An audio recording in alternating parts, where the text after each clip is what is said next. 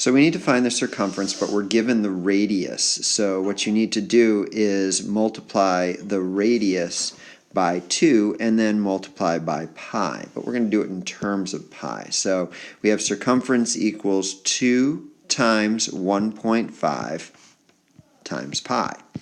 2 times 1.5 is 3, so it's 3 pi in terms of pi, but on assessments you will type that in as 3 pi.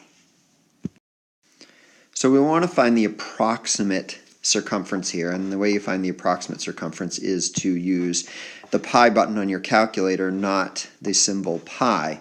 So you should be typing into your calculator 3 and then the pi button, and then when you do that you should come up with a number like 9.2, no, not 9.2, 9.424, and then lots of numbers after that. But we want to round to the nearest tenth, so we have the 4 here, which will stay 4 because it's a 2 after it. So your answer that you're going to type into assessments is 9.4.